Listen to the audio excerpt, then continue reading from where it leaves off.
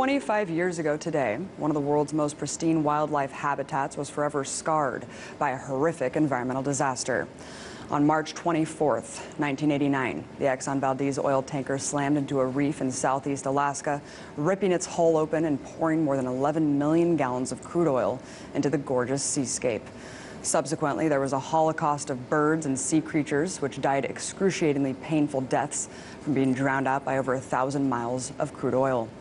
In 1991, Exxon paid $1 billion in damages for its role in the disaster and pledged another $100 million for unseen future injuries.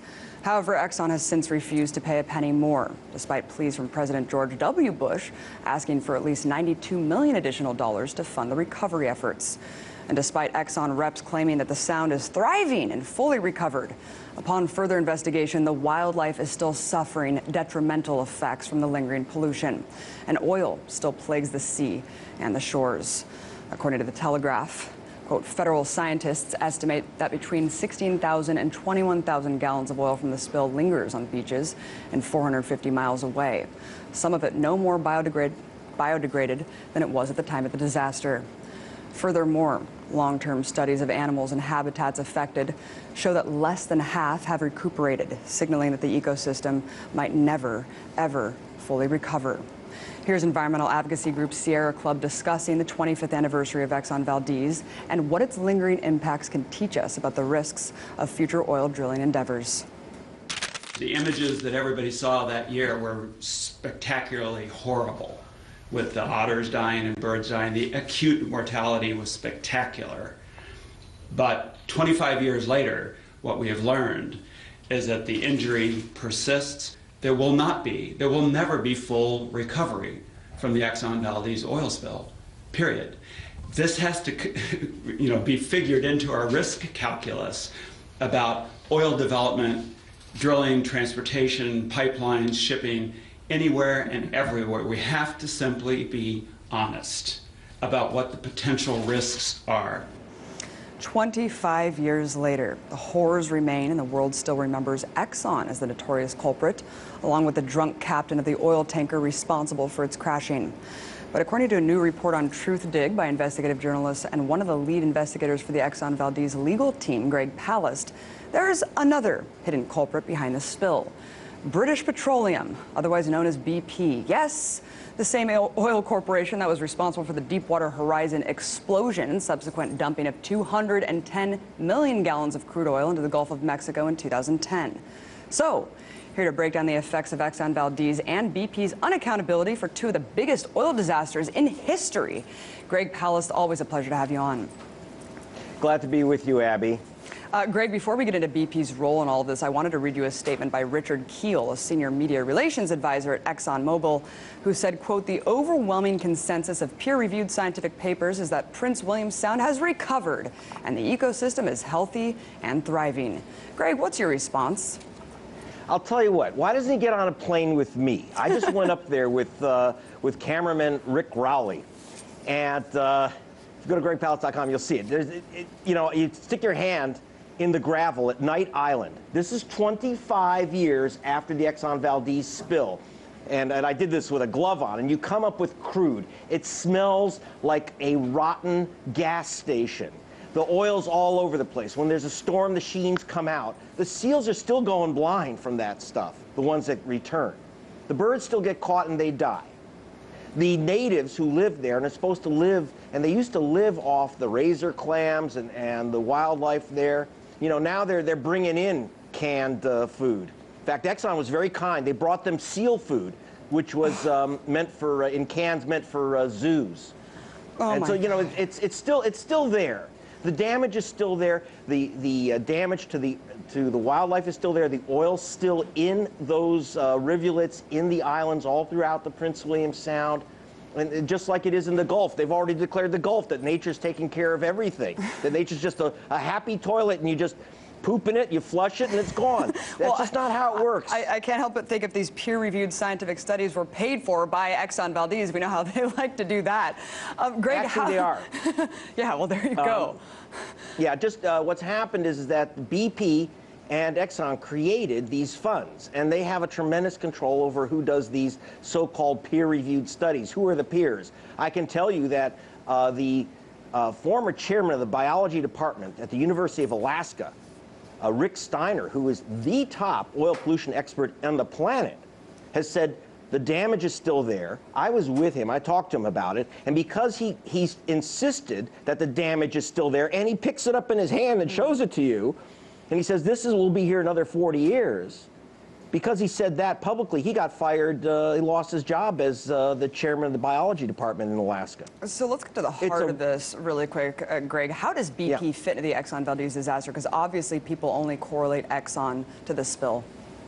Well, we think of the Exxon Valdez disaster as Exxon's problem because they were dumb enough to have their name on the ship, which has now been changed to the Sea River Mediterranean.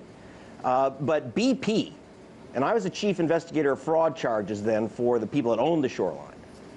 In my investigation, I found it was BP, British Petroleum, which is more responsible than Exxon. I won't let Exxon off the hook. But, you know, tankers run aground, oil spills, but it's containing it. You don't have to have a tanker leak oil and it goes and it destroys 1,000 miles of coastline. It was British Petroleum that was in charge of making sure that that oil never left the area of the ship. It's not rocket science. Basically, you put a rubber on it and you suck. You put this rubber boom around the ship, a big rubber skirt. You can make it miles long. And then you take skimmer ships with hoses and you suck the oil out. It's not rocket science. And in fact, the Exxon Valdez hit at Bly Reef. British Petroleum had promised in writing, under oath, that they would have a skimmer ship, that they would have the equipment right there at Bly Island. It was as if you had started a fire in front of a fire department. It should have been completely contained, no damage. But in fact, BP had lied. They lied under oath. They lied in writing. They never placed the equipment there. They said it was there, and it wasn't there. And that's only the beginning of the tragedy. BP was also supposed to have a full-time emergency response team. It's just like those barges are like fire trucks. You don't have a city without a fire truck. You don't run tankers without the barge, which is like the fire truck in an emergency. And you can't have fire trucks without a fire crew. The natives of the Prince William Sound, the Chugach natives, had been trained, and they'd been hired and trained to be the emergency response crew. They knew how to put out that rubber. They knew how to run the skimmers. They could jump out of helicopters into that water and handle the whole thing. They knew what to do. But they were watching from Tetitlik village. They were on the beach watching this tanker come in. They were helpless because they'd all been fired by BP to save money. Their equipment was taken away. They had no emergency equipment with them. They were the only trained crew. BP actually made up fake lists of emergency workers who didn't exist. So they had phantom equipment, phantom crew, and even insane, more tragic. You know, the natives watched the ship come in.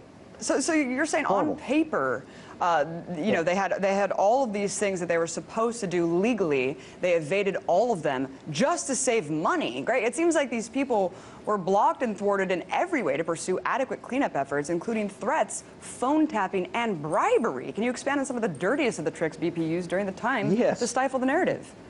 Well, for example, the captain at Valdez Port said, if there's a spill out in the middle of the Sound, which is exactly where the Exxon Valdez hit, he told BP, if we have a crack up in the middle of the Sound, you don't have the equipment that's required to be there. And he wrote this in a letter. That was Captain James Woodall. He was then fired, and they showed him, and if he wanted to complain, they showed him a file of his supposed marital infidelities, completely fabricated. And then they told him, if you know, we're going to take away your entire pension unless you destroy your files and your complaints. That was Captain James Woodall. I happen to get a hold of the so-called destroyed files. I have them. The other is that the shipping broker, Charles Hamill, who was helping them arrange to get the oil out of Valdez, was so panicked about the dangers because they didn't have the equipment out there that he took the Concorde. He's a wealthy man. He took the Concorde to London to talk to the chief executives of BP in London because he thought it was such an emergency that they do something. This is before the Exxon Valdez hit the rocks. And their response was to hire ex-CIA spooks, break into his home, tap his phone, read his mail, and then when he was meeting with a congressman, Congressman George Miller, in a building in Washington, they actually ran a toy truck with a microphone through the air conditioning vents so that they could eavesdrop illegally on a conversation between the whistleblower and the congressman.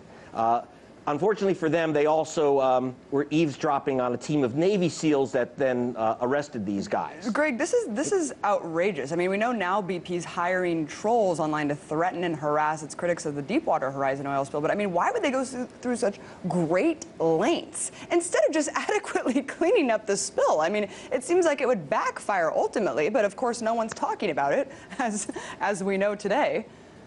It's the cash, Abby. It's the cash. And which is that it really costs billions of dollars a year to run a safe system. You know, it costs millions and millions of dollars to have barges, full-time spill response teams. But for the same reason we have fire trucks at the ready in a city. The reason why we have firemen is that there are fires. And you have to spend the money just in case. You have to have that equipment. BP found it easier to pretend that the equipment existed because who's going to look out there in the Prince William Sound? Who's going to look in the Gulf of Mexico? Who cares?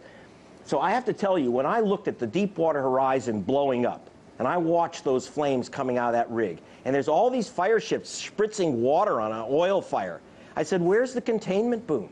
Where are the skimmer ships? They had the same exact plan in the Gulf of Mexico as they had in Alaska, and just like Alaska, it was a phantom. It didn't exist. So that when, for example, there was no reason why the Deepwater Horizon oil had to go over 600 miles of Gulf coastline. All they had to do was surround the thing with this rubber boom. The Navy had 400 miles of the stuff, but BP did not have the boom, just like in Alaska. And the reason they got away with it in Alaska, and remember, I was on the legal team, we had no choice. We were told, if you even mention the F word, fraud, you'll never get a penny from us. BP got away with paying all the natives, all the fishermen, the government, everyone, paid $125 million, 100% of that from their insurance fund. So BP got away with the damage that they created in Alaska. So obviously they thought, hey, if we got away with it in the Exxon Valdez breakup, why can't we get away with it in the Gulf? So that's why they didn't have the equipment in the Gulf either. Greg, I just don't understand. I mean, you're saying who would look in and make sure that these are, you know, safety precautions are being met? The government. I mean, if you're going to be taking these insane risks, deep water drilling, putting tankers out in the middle of the Arctic, for God's sake, I would hope that there would be some sort of oversight, Greg. And of course, no lessons were learned from the Exxon Valdez spill. Here we go with Deepwater Horizon once again. As you mentioned, Obama just authorized BP to return to drill in the Gulf this month. What is it going to take to hold these corporations accountable for poisoning the planet? Greg, we have about a minute left. Well, I mean, in the case of the government oversight, the Minerals and Mining Service, which was in charge of watching what was happening in the Gulf, they were taking bribes from BP, and, you know, Super Bowl tickets, small stuff, and some of the executives of BP were having intercourse, some of it monetary, some of it sexual, with the government agents. I kid you not. That's why Obama shut it down, but he shut it down, that agency, after the Deepwater Horizon exploded. And when good government regulators, like a guy, Dan Lawn, who was in charge of regulating Exxon and BP in Alaska, complained before the Exxon Valdez hit the rocks. He said, these guys are making up stuff. There's no real emergency teams. Unreal. They had him fired.